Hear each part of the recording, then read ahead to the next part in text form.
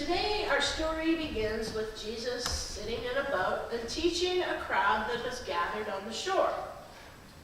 We've jumped ahead in Matthew's Gospel from chapter 7, which we left off with 4 weeks ago, and now we are on chapter 13, and Jesus has gained himself quite a following. He's speaking to his audience through the use of parables, which is quite a change from his relatively straightforward Sermon on the Mount. Parables were Jesus' primary way of teaching, and they are remembered to this day not just because they're in the Bible, but because they continue to provoke us, they continue to challenge us, and they continue to inspire us. Jesus knew that the best teaching does not come from spoon-fed answers. It comes from stories that remind us of the things that we already know, but we have difficulty remembering. It comes from stories that prompt us to draw our own conclusions. It comes from stories that we can share with each other, with each of us assessing and reassessing our conclusions together. Contrary to popular belief, parables are not illustrations or fables that are meant to reveal a certain point. They are provocative stories designed to make us think. Today, in our time, we are so far removed from the cultural aspects of Jesus' life that it's easy to read his parables two-dimensionally and accept the first explanation that comes along. But parables have depth and meaning that can only be grasped when you understand how they function. Jesus rarely interpreted his parables, which in itself reveals how they work. The meaning bends and morphs over time through situations and places in history, making them timeless and transcendent. On this occasion, however, Jesus has told one of the very few parables that he actually did interpret. He says God's kingdom is like a farmer who planted good seed in his field. That night, when his hired men were asleep, his enemy sowed weeds all throughout the wheat and slipped away before dawn. When the first green shoots appeared and the grain began to form, the weeds showed up too. The farmhands came to the farmer and said, "Master, that was clean seed you planted, wasn't it? Where did all these weeds come from?" Jesus answered him, or the master answered him, "Some enemy did this." The farmhands asked, "Shouldn't we weed out the weeds?" He said, "No, if you pull out the weeds, you'll pull up the wheat too. Let them grow together until harvest time. Then I'll instruct the harvesters to pull up the weeds and tie them together in bundles for the fire, and then gather the wheat and put it in the barn." Now, if you're like me, you've heard this parable 1,000 times. Well, maybe not 1,000, but a few times. And you've probably given it some thought. Where does your heart land when you read it or hear it? What do you focus on? For me, it's always been about those darn weeds. Those weeds make me super uncomfortable because I have most certainly in my lifetime played the role of the weed.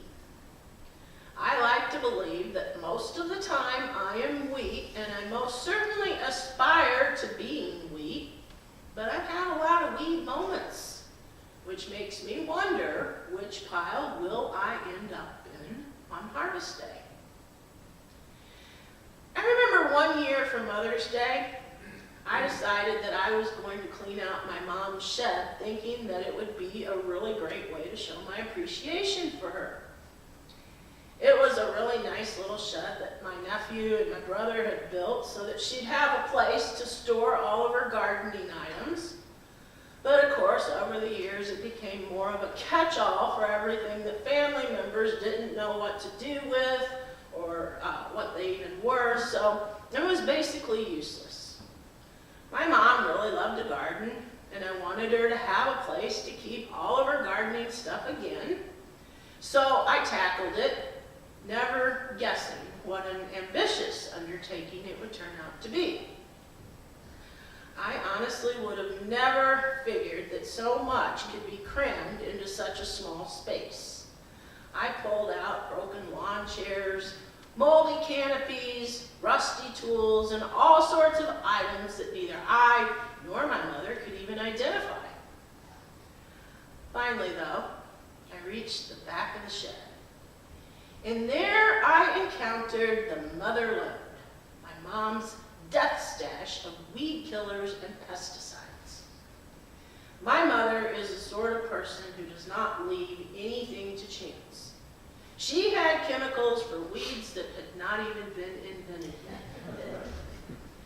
But the real problem was that everything had sat there for so long that it had all eaten through the plastic bottles and had run together, creating a toxic stew. And I kid you not, the back of that shed had a green glow to it. It seemed ironic that everyone had been afraid to go in the shed for fear of snakes and rodents, because there wasn't so much as a housefly alive in that shed. The biggest irony of all, though, was that the garden still had weeds in it, despite the toxic dump site glowing in the shed. And a week after I got it all cleaned out, my mom went out and bought more weed killer. She likes to spray first and ask questions later. And a lot of good plants have gone to their grave asking why. The weeds, on the other hand, still persisted. And I think that this is a really great illustration of how ferociously we fight back against the evil that we see in the world. Because the way of the world is to fight the weeds using the biggest weapons that we can get our hands on.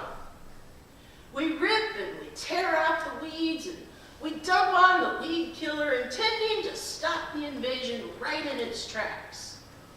We size something or someone up. If we don't like what we see, we want it gone from our sight.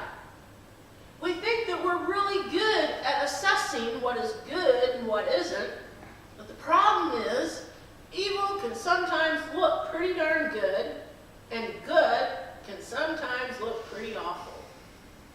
Evil can wear the garments of respectability just as easily as good, and good can find itself wearing the rags of shame. In Matthew's parable, weeds are also referred to as tares, which some believe to be darnel, a type of weed that looks just like wheat until it gets much bigger. In the parable, the darnel and the wheat grow together side by side, and by the time anyone is able to identify the darnel for what it is, the roots have already become intertwined with the wheat, so that any attempt to pull out the darnel pulls out the wheat right along with it. So this parable contains a metaphor for life, where good and evil coexist side by side. And when seen from this perspective, we kind of have to pause and think a little deeper about our judgments. Most of us believe that we know how to judge evil from good, moral from immoral, right from wrong, and virtuous from unvirtuous. And of course, there is the obvious. But more often than we realize, things are not always what they seem to be. For instance, for nearly 2 centuries, American settlers thought that tomatoes were poisonous. Now they're cherished, carefully tended, and nurtured. Tomatoes are good eating, but it took a lot of dead tomatoes for us to figure that out.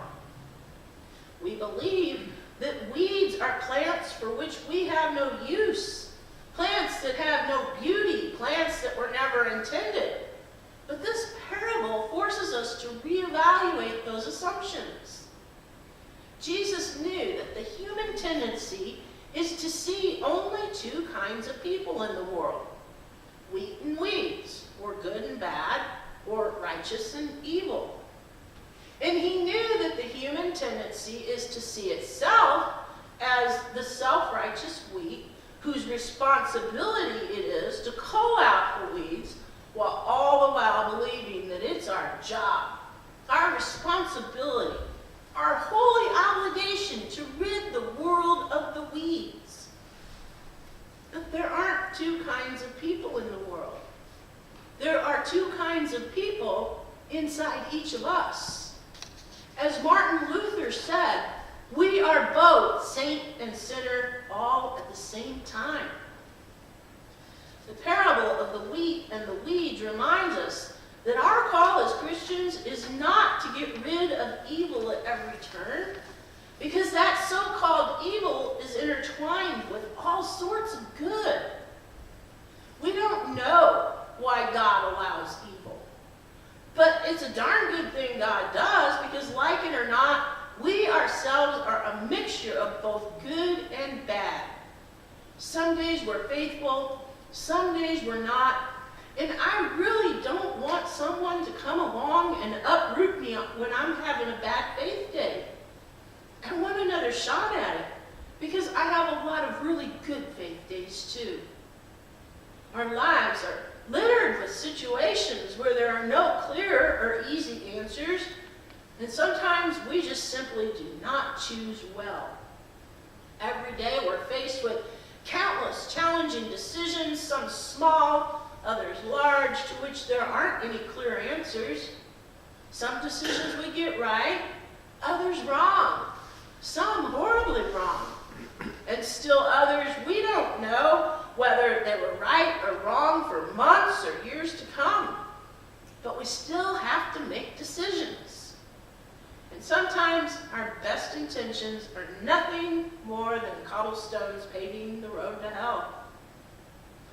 This brings to mind the story of Oskar Schindler, the German industrialist who saved over 1,000 Polish Jews from the concentration camps in World War II.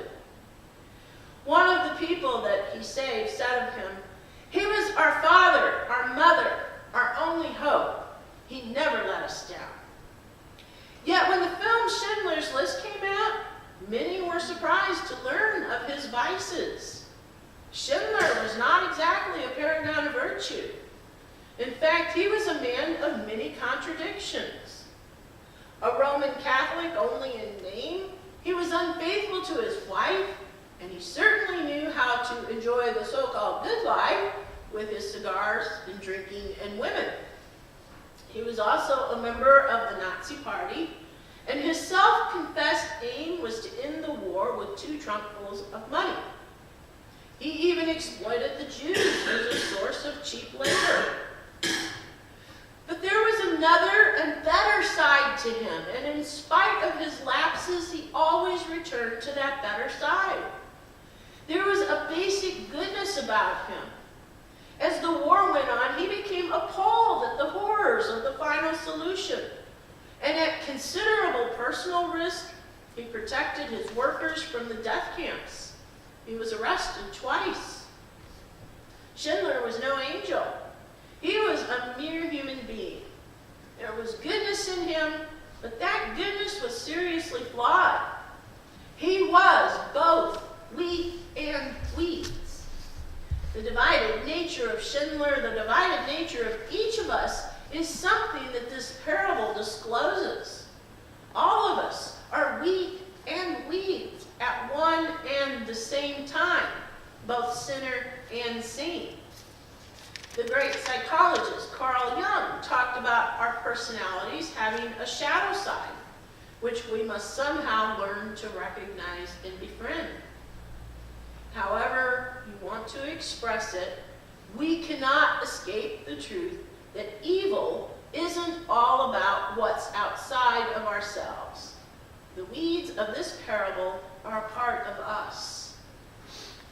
But in the end, God will sort things out.